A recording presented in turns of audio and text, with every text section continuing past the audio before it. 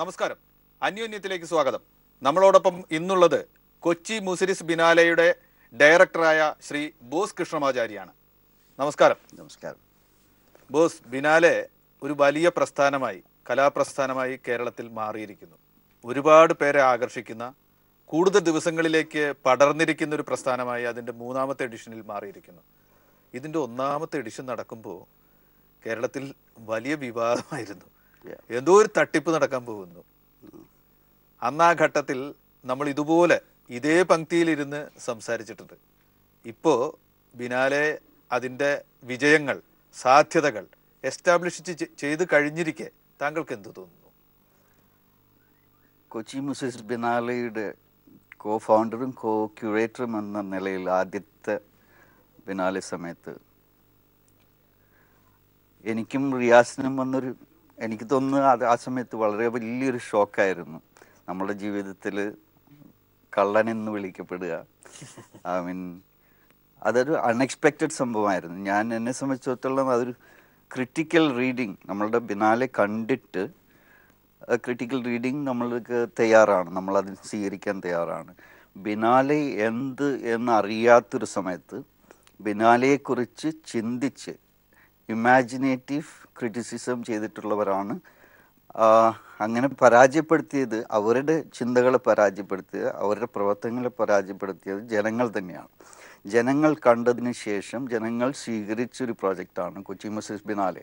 അല്ലെങ്കിൽ ലോകത്തിൽ ഇപ്പോൾ ഏറ്റവും ചർച്ച ചെയ്യപ്പെടുന്ന ബിനാലകളിൽ ഒന്നായി മാറാൻ നമ്മൾ പ്രതീക്ഷിക്കാത്തൊരു സക്സസ്സാണ് നമ്മളുടെ ബിനാലയ്ക്ക് വന്നു ചേർന്നത്. അതിന് പ്രധാനപ്പെട്ട കാരണം ജനങ്ങൾ സ്വീകരിച്ച് ജനത്തിന് പ്രൈഡായിട്ടുള്ളൊരു, കൊച്ചിക്കാർക്ക് specially Keralites can be proud of this project, അങ്ങനെ മാറിയിട്ടുള്ളൊരു പ്രോജക്റ്റ് ആയതുകൊണ്ടാണ് മറ്റുള്ള രാജ്യങ്ങളിൽ നിന്നുള്ള ക്യൂറേറ്റേഴ്സോ കളക്ടേഴ്സോ മ്യൂസിയം ഡയറക്ടേഴ്സും നമ്മുടെ നാട്ടിൽ വരുമ്പോൾ കാണുന്ന ജനങ്ങളുടെ, അതായത് മാതാപിതാക്കൾ, കുട്ടികൾ, സാധാരണക്കാർ, എല്ലാ തരത്തിലുള്ള ആൾക്കാരും നമ്മുടെ ബിനാലെ വന്ന് കാണുന്നത് അതൊരു പുതിയൊരു കാഴ്ചപ്പാടാണ് അവർക്ക്.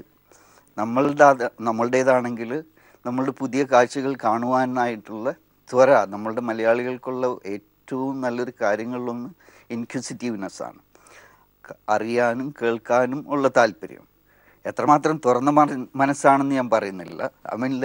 അങ്ങനത്തെ ഒരു സമയത്ത് നമ്മളുടെ ബിനാലെ കൊണ്ടുവന്നത് വളരെ വലിയ മാറ്റങ്ങൾക്ക് കാരണമാക്കിയിട്ടുണ്ട്. ഒരു എക്കോസിസ്റ്റം നമുക്ക് ക്രിയേറ്റ് ചെയ്യാൻ പറ്റിയിട്ടുണ്ട്. കൊച്ചിയിൽ സസ്റ്റൈനബിൾ കലയ്ക്ക് വേണ്ടിയിട്ട് നമുക്കങ്ങനെ ചെയ്യാൻ പറ്റിയിട്ടുള്ളതാണ് നമ്മളുടെ വിജയത്തിനും ജനങ്ങൾ തന്ന വിജയത്തിനും കാരണം. അപ്പം എനിക്ക് തോന്നുന്നത് കേരളത്തിൻ്റെ പാർട്ടിസിപ്പേഷൻ വളരെ വലുതാണ്. 10,000-ഉം 20,000 കഴിഞ്ഞ മൺഡേ 25,000 ആൾക്കാരാണ് നമ്മുടെ ബിനാലെ വന്ന് കണ്ടത് ഒറ്റ ദിവസം. കമ്പാരിറ്റീവ് നമ്മൾ ഓരോ ദിവസം ആവറേജ് നോക്കുകയാണെങ്കിൽ we have 6,000 to 7,000 people coming. Saturday Sunday അതിൻ്റെ എണ്ണം കൂടുതലാണ്. മറ്റുള്ള ദിനങ്ങളിൽ വളരെ ഒരുപക്ഷെ ക്ലാസ്സുകളുള്ളതുകൊണ്ടായിരിക്കും. പക്ഷേ ഇൻ്റർനാഷണൽ ട്രാവലേഴ്സിന് ഞാൻ ഈ വർഷം കണ്ടു. ചില ആൾക്കാർ വരാതിരുന്നിട്ടുണ്ട്. അവർ കാരണങ്ങൾ പലതാണ്. വൺ ഈസ് ദ ഡിമോണിറ്റൈസേഷൻ, രണ്ടാമത്തത് ഇവിടെ വരുമ്പോഴുള്ള കാഴ്ചപ്പാടുകളൊക്കെ കുറച്ച് മാറിയിട്ടുണ്ട്. കൊച്ചിയെ അല്ലെങ്കിൽ കേരളത്തെ കണ്ടുകൊണ്ടിരുന്നത് വേറെ രീതിയിലാണ്. ലിബറലൈസേഷൻ, ഒരു ലിബറലൈസ്ഡ് സൊസൈറ്റിയിലേക്കാണ് ആദ്യകാലങ്ങളിൽ വന്നുകൊണ്ടിരിക്കുന്നത്. ഇപ്പോൾ there is a kind of hesitation. They going to, എന്താ പറയുക, ടൂറിസത്തിനേക്ക് എഫക്റ്റ് ചെയ്യുന്ന കാര്യങ്ങളിലൊന്നാണത്. They are going to neighbouring countries. അതൊക്കെ I think we have to think about some certain policies when we are programming. അതിലേക്കൊന്നും ഞാൻ കടക്കുന്നില്ല. പക്ഷേ എനിക്ക് തോന്നുന്നു കേരളത്തിലെ ജനങ്ങളോട് പറയുവാനുള്ളത്, എനിക്കൊരു കാര്യം തോന്നിയിട്ടുള്ളത്, നമ്മളുടെ കൊച്ചി മുസിരിസ് ബിനാലെയെ സാമ്പത്തികപരമായിട്ടും അതിൻ്റെ ഉയർച്ചയ്ക്കും വേണ്ടിയിട്ട് സഹായിച്ചിട്ടുള്ളത് പുറമേ നിന്നുള്ള കോർപ്പറേറ്റുകളും CSR ബഡ്ജറ്റുമാണ്. പുറമേ നിന്നുള്ളതിന് അടിവരയുണ്ടോ? അടിവരയുണ്ട്. നാട്ടിലുള്ള കോർപ്പറേറ്റുകൾ തിരിഞ്ഞു നോക്കി എന്ന് പറയാൻ പറ്റത്തില്ല. നമ്മൾ പ്രധാനമായിട്ട് നമ്മൾ CSR ബഡ്ജറ്റിൽ സഹായിച്ചിട്ടുള്ളത് സൗത്ത് ഇന്ത്യൻ ബാങ്കാണ്. ലുലു വളരെ പ്രധാനമായിട്ടുള്ള പങ്ക് വഹിക്കുന്നുണ്ട്. പക്ഷെ കേരളത്തിൽ specially Kochi is A commercial capital. അവിടുത്തെ കോർപ്പറേറ്റുകൾ ഇത് മനസ്സിലാക്കിയിട്ടുണ്ടോ, ഇതിൻ്റെ വാല്യൂ മനസ്സിലാക്കിയിട്ടുണ്ടോ എന്ന് അറിയത്തില്ല. ഒരു ദിവസം 10,000-20,000 ആൾക്കാർ വരുന്നുണ്ടെങ്കിൽ, ടിക്കറ്റ് എടുത്ത് കാണുന്നുണ്ടെങ്കിൽ, there is definitely it is not just like നമ്മളുടെ ധാരണകൾ, തെറ്റിദ്ധാരണകൾ ഒരുപക്ഷെ സിനിമയ്ക്കും അല്ലെങ്കിൽ ക്രിക്കറ്റിനും വേണ്ടിയിട്ട് ആൾക്കാർ ക്യൂ നിൽക്കുന്ന പോലെ തന്നെ നമ്മുടെ കൊച്ചി മുസ്ലിംസ് ബിനാലെ വന്ന് കാണുവാൻ വേണ്ടിയിട്ട് ക്യൂ നിൽക്കുന്നത്, നമുക്ക് ക്യൂ നിന്ന് ടിക്കറ്റ് മേടിച്ചതാണ് ഈ സംഭവം കാണുന്നത്. കേരളത്തിലുള്ള എല്ലാ ആളുകളും ഒരുപക്ഷെ ബിനാലെ എന്താണെന്ന് ഇനിയും മനസ്സിലാക്കാത്ത എത്രയോ പേർ കണ്ടേക്കാം. അവരോട് ബിനാലെ എന്താണെന്ന് ഇനിയും അറിയാത്ത, ബിനാലെ എന്ന വാക്ക് മാത്രം കേട്ടിട്ടുള്ള ആളുകളോട് അതിൻ്റെ മുഖ്യ സംഘാടകൻ എന്ന നിലയ്ക്ക് എന്തു പറയും?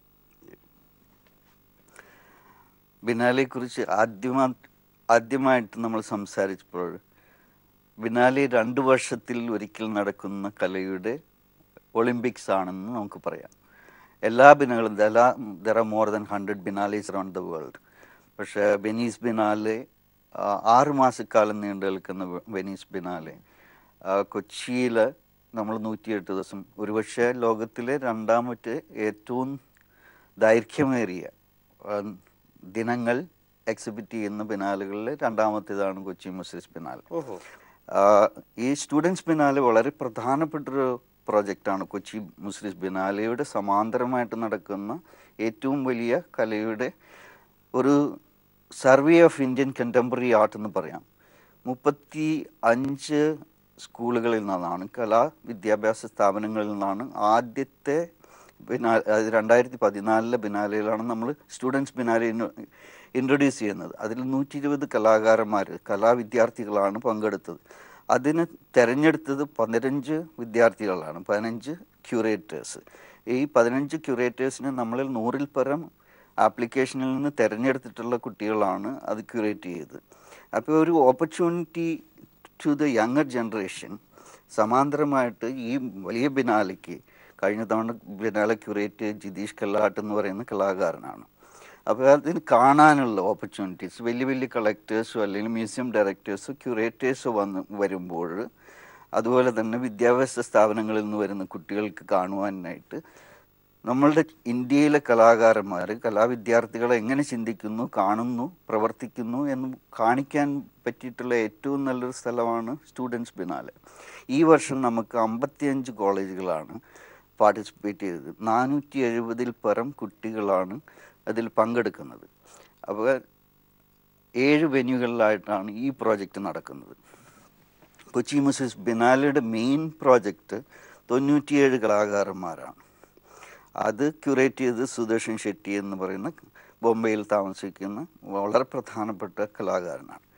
അപ്പോൾ 31 രാജ്യങ്ങളിൽ നിന്നും 97 കലാകാരന്മാർ 108 ദിവസം 12 വെന്യൂകളിലായിട്ട് നടത്തുന്ന പ്രോജക്റ്റാണ് കൊച്ചി മുസ്ലിംസ് ബിനാലെ. സമാന്തരമായിട്ട് സ്റ്റുഡൻസ് ബിനാലെ, പിന്നെ അതുപോലെ ABC പ്രോഗ്രാം, പിന്നെ almost every day we have something. ഇപ്പോൾ സെമിനാർ നടന്നുകൊണ്ടിരിക്കുന്നുണ്ട് മലയാള ചിന്തകർക്കും മലയാളത്തിലെ എഴുത്തുകാർക്കും രെയും വച്ചിട്ടുള്ള ഇപ്പോൾ സെമിനാർ കൊച്ചിയിലെ കബ്രാൽ യാർഡിൽ നമ്മുടെ ഒരു വെന്യൂവിൽ ഇപ്പോഴും നടന്നുകൊണ്ടിരുന്നു. ഇത്തവണത്തെ പ്രധാനപ്പെട്ട ഒരു ആകർഷണമായിട്ട് ഞാൻ പറഞ്ഞു കേട്ടത്, ചിലിയിൽ നിന്നുള്ളൊരു കവി രാഹുൽ സൂര്യത്തിൻ്റെ എന്താണ് അദ്ദേഹത്തിൻ്റെ ഇൻസ്റ്റലേഷൻ ഇവിടെ? ഇതൊരു ഏകദേശം അദ്ദേഹത്തിനെയാണ് സുദർശൻ ഷെട്ടി ആദ്യമായിട്ട് ക്ഷണിക്കുന്നൊരു കലാകാരൻ. സുദർശൻ ഷെട്ടി ക്യൂററ്റോറിയലി അദ്ദേഹത്തിനെ ക്യൂറേറ്ററായിട്ട് തിരഞ്ഞെടുത്തതിന് ശേഷം അദ്ദേഹം കലാകാരന്മാരെയല്ല ആദ്യം പോയി കണ്ടത്. അദ്ദേഹം സുഹൃത്തുക്കളെ, ചിന്തകരെ, മ്യൂസീഷ്യൻസ്മാർ, അൺയൂഷ്വലായിട്ടുള്ളൊരു പാത്താണ് അദ്ദേഹം തുടങ്ങി വെച്ചത്. ചിത്ര ശില്പ കലയ്ക്ക് പുറത്തുള്ളവർ രാഹുൽ സുരീത്തിനെ ക്ഷണിച്ചപ്പോൾ അദ്ദേഹം കണ്ടത്, രാഹുൽ സുരീത്ത വേറൊരു പ്രോജക്റ്റ് ചെയ്തിട്ടുണ്ട് ന്യൂയോർക്കിൽ സ്കൈ ലൈനിൽ. അദ്ദേഹം ഫ്ലൈറ്റ് ജെറ്റ് കൊണ്ട് പോയട്രി ചെയ്തിട്ടുള്ള ഒരാളാണ്. എത്രയോ കിലോമീറ്റർ നീളത്തിൽ പോയട്രി ഇൻ ദ സ്കൈ. അപ്പോൾ അങ്ങനത്തെ വളരെ അംബീഷ്യസ് ആയിട്ടുള്ള പോയട്രി കൺസെപ്ച്വൽ വർക്ക് ചെയ്തിട്ടുള്ള അദ്ദേഹമാണ്. നമ്മുടെ കൊച്ചി മുസ്ലിംസ് ബിനാലയിൽ ദ പെയിൻ ഓഫ് സി എന്നാണ്, I don't remember the title of it, but അദ്ദേഹം ചെയ്തിരിക്കുന്നത് ഒരു 5000 സ്ക്വയർ ഫീറ്റ് സ്പേസിൽ കടലിലെ വെള്ളം നിറച്ചിട്ട് പാനലുകൾ, അദ്ദേഹം വളരെയധികം വലിയ പാനലുകൾ നിർമ്മിച്ചിട്ടുണ്ട്. അതിൽ ടെക്സ്റ്റ് ചെയ്തിട്ടുണ്ട്, അദ്ദേഹത്തിൻ്റെ പോയട്രി ചെയ്തിട്ടുണ്ട്. അതിൻ്റെ reflections you can pain in the sea എന്നുള്ള രീതിയിൽ you can experience it, you can walk in that space. അങ്ങനെയുള്ളൊരു പെർഫോമേറ്റീവ് സ്പേസും കൂടിയാണ് സുദർശൻ്റെ ആർട്ടിസ്റ്റുകൾ മിക്കവരും ചെയ്തിട്ടുള്ളത്. സുദർശൻ്റെ കലാകാരന്മാർ റൈറ്റേഴ്സ് ഉണ്ട്, പോയറ്റ്സ് ഉണ്ട്, ഫിലിം മേക്കേഴ്സ് ഉണ്ട്, തിയേറ്റർ പീപ്പിൾ, നമ്മുടെ ആനന്ദ്, എഴുത്തുകാരൻ ആനന്ദ്, അദ്ദേഹം ശില്പിയും ചിത്രകാരനും ഒക്കെ ആണ്. പക്ഷെ എഴുത്തുകാരൻ എന്നുള്ള നിലയ്ക്കാണ് നമ്മളൊക്കെ കൂടുതൽ അറിയുന്നത്. അദ്ദേഹത്തിന്റെയും ഒരു വർക്കുണ്ട്. എന്താണ് അദ്ദേഹത്തിന്റെ വർക്ക്? അദ്ദേഹത്തിന്റെ ഇൻസ്റ്റലേഷൻ ആണ്, ചെറിയ ചെറിയ അസംബ്ലേജസ് ആണ്, ചെറിയ ചെറിയ സ്കൾപ്ചർ അദ്ദേഹം വീട്ടിൽ ചെയ്തിട്ടുള്ളത്. ഐ ഡു റിമെമ്പർ സുദർശൻ അദ്ദേഹത്തിന് ഡൽഹിയിൽ വെച്ച് ഒരു ഗാലറിയിൽ വെച്ചാണ് പരിചയപ്പെടുന്നത്. അദ്ദേഹത്തിൻ്റെ വീട്ടിൽ പോയി അദ്ദേഹത്തിൻ്റെ സ്കൾപ്ചറുകൾ കാണുന്നു. അദ്ദേഹത്തിൻ്റെ അടുത്ത സുഹൃത്ത് അമൃതലാൽ അതിനെക്കുറിച്ച് സംസാരിക്കുന്നു, എഴുതുന്നു. അപ്പോൾ 2 പ്രോജക്റ്റാണ് ഇതിലുള്ളത്. അമൃതലാലും അദ്ദേഹവും തമ്മിലുള്ളൊരു കൺവെർസേഷൻ, അദ്ദേഹം എഴുതിയിട്ടുള്ളൊരു ബുക്ക് നമ്മൾ റെഫറൻസ് ആയിട്ട് വെച്ചിട്ടുണ്ട്. People can buy it also. And also this ഈ സ്കൾപ്ചർ ഇൻസ്റ്റലേഷൻ അദ്ദേഹം എക്സിബിറ്റ് ചെയ്തിട്ടുണ്ട്. ആസ്മിൻ വാളിലാണ് ആ പ്രോജക്റ്റ് നടക്കുന്നത്. അപ്പോൾ വളരെയധികം വ്യത്യസ്തമായിട്ടുള്ള പെർഫോമൻസ് ആർട്ടുകൾ, മ്യൂസിക് പ്രോഗ്രാമുകൾ, കൾച്ചറൽ പ്രോഗ്രാമുകൾ, ഇതെല്ലാം ഇതിൻ്റെ പാർട്ടാണ്. സോ ഈ കല എന്ന് പറയുമ്പോൾ, അതായത് ബിനാലെ എന്ന് പറയുമ്പോൾ ചിത്രകലയുടെ ഒരു പ്രദർശനം മാത്രമല്ല, ചിത്രകല അല്ല, അതുപോലെ തന്നെ വളരെയധികം ഇൻട്രസ്റ്റിംഗ് ആയിട്ടുള്ള 108-ൽ പരം ദിവസം പണി ചെയ്യേണ്ട, അതായത് പ്രവർത്തനം സ്റ്റുഡിയോ പോലെ കൺവേർട്ട് ചെയ്തിട്ടുള്ള സ്പേസുകളുമുണ്ട്. ഭാഗ്യനാഥൻ എന്ന് പറഞ്ഞ മലയാളി കലാകാരനും അദ്ദേഹം എല്ലാ ദിവസവും വരയ്ക്കുന്ന ചിത്രങ്ങളുടെ ഒരു ട്രാൻസ്പെറൻറ്റ് പേപ്പറിലാണ് അദ്ദേഹം വരച്ചുകൊണ്ടിരിക്കുന്നത്. അപ്പോൾ അത് ഓരോ ലേയേഴ്സ് കീപ്പ് ചെയ്യുന്ന പ്രൊജക്റ്റാണ്. അപ്പോൾ ഇറ്റ്സ് കൈൻഡ് ഓഫ് ഓൾമോസ്റ്റ് 108 ദിവസം ആകുമ്പോഴേക്കും എല്ലായിടത്തും നിറഞ്ഞു നിൽക്കുന്ന ട്രാൻസ്പെറൻസി, അതായത് different figures, imaginative spaces you can create it with that. അതുപോലെ തന്നെ സദാനന്ദൻ്റെ mural, he's a mural artist. എന്തുകൊണ്ട് അദ്ദേഹത്തെ ക്ഷണിച്ചു സുദർശൻ? എന്നിട്ട് അദ്ദേഹം ചെയ്യുന്നത് മ്യൂറൽ ആർട്ട് ചെയ്യാനായിട്ട് വളരെയധികം ദിവസം ആവശ്യമുണ്ട്. നമ്മൾ ബിനാലെ തുടങ്ങുന്നതിന് മുമ്പ് തന്നെ വലിയൊരു പാനലാണ് നമ്മൾ നിർമ്മിച്ചു കൊടുത്തത് അദ്ദേഹത്തിന്, സദാനന്ദന് വേണ്ടിയിട്ട്. അപ്പോൾ സദാനന്ദനും ടീമും 108 ദിവസവും വർക്ക് ചെയ്യുന്നുണ്ട്. ഇത് കണ്ടിന്യൂസ്, ആ പ്രോസസ്സ് നമുക്ക് ജനങ്ങൾക്ക് കാണുവാനുള്ളൊരു അവസരം കൂടിയാണ്. അപ്പോൾ ഇന്ന് വന്ന് കാണുന്നതെല്ലാം നാളെ വരുമ്പോഴോ അല്ലെങ്കിൽ അടുത്ത ആഴ്ച വരുമ്പോഴോ നമ്മൾ കാണുന്ന ഒരു സ്വഭാവം, ഈ പ്രവർത്തനം, ആ പ്രോസസ്സ് സുദർശൻ്റെ ഒരു അപ്രോച്ചാണ്. ക്രിയേറ്റിവിറ്റിയുടെ അല്ലെങ്കിൽ studio spaces can also become an art space four, അതിൻ്റെ കണ്ടന്റിലും പ്രവർത്തനത്തിലുമാണ് അദ്ദേഹത്തിന് താല്പര്യം. എനിക്ക് തോന്നുന്നു ആ പെർഫോമേറ്റീവ് എലമെൻറ്റിന് വളരെയധികം താല്പര്യം കൊടുത്തിട്ടുള്ളൊരു പ്രോജക്റ്റാണ്. Experiential as well as performative, ഈ 2 എലമെൻറ്റ്സ് ഐ തിങ്ക് വളരെയധികം വർക്കുകൾ നമുക്കത് എക്സ്പീരിയൻസ് ചെയ്യാൻ പറ്റും. പോയട്രി റീഡിങ്ങിലായാലും സൗണ്ട് എക്സ്പീരിയൻസസ്. മറ്റേ മില്ല പാക്കറ്റ് എന്ന് പറയുന്ന വളരെ പ്രധാനപ്പെട്ട, is known as father of electronic music. വളരെ സെൻസിറ്റീവായിട്ടുള്ള ചെറിയ ചെറിയ പ്രോജക്റ്റുകളാണ് അദ്ദേഹം ഡെഡിക്കേറ്റ് ചെയ്തിട്ടുള്ളത്. അദ്ദേഹം 4 ചെറിയ റൂമുകളിലാണ്.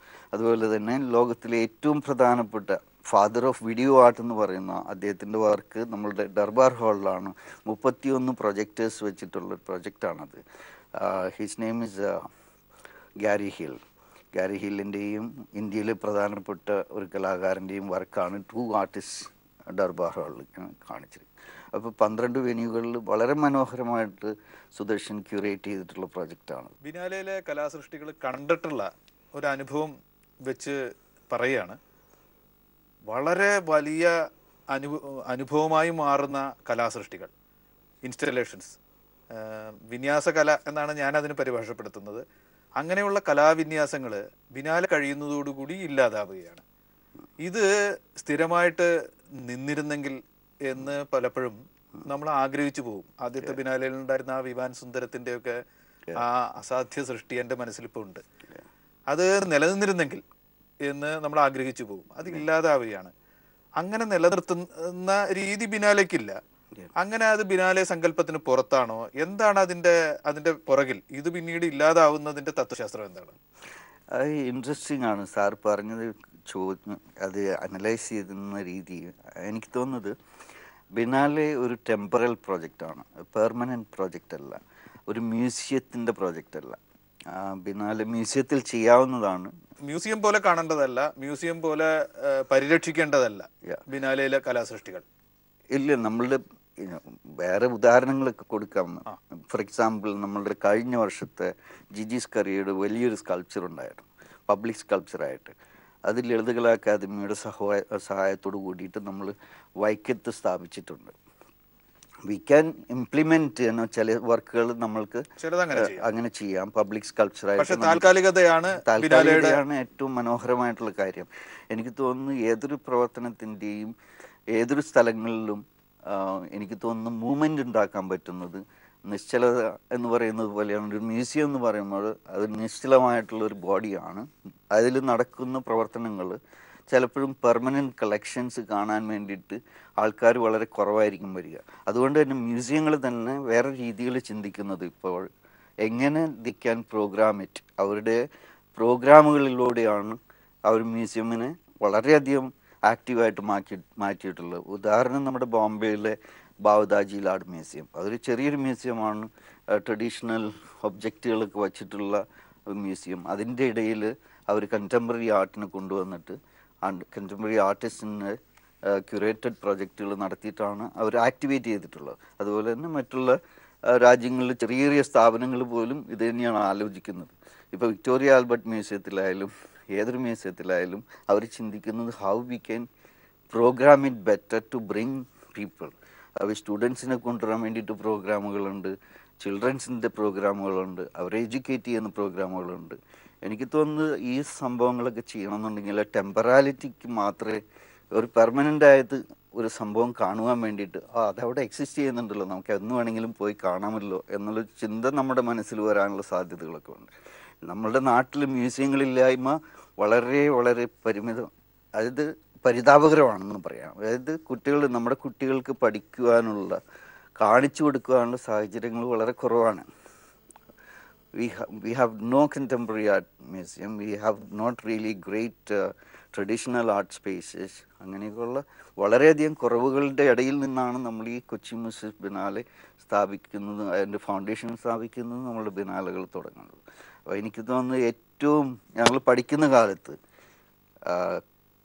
കാണുവാൻ പറ്റാതിരുന്നത് എന്ന് പറഞ്ഞാൽ സമകാലീന കല അല്ലെങ്കിൽ മറ്റുള്ള തരത്തിലുള്ള കലകളെ പരിചയപ്പെടാനുള്ള സാഹചര്യം ഉണ്ടായിരുന്നില്ല. ആദ്യം ഉണ്ടായിരുന്നത് ലോകത്തിലെ ആദ്യത്തെ ട്രിനാലെ നമ്മുടെ ഡൽഹിയിലായിരുന്നു.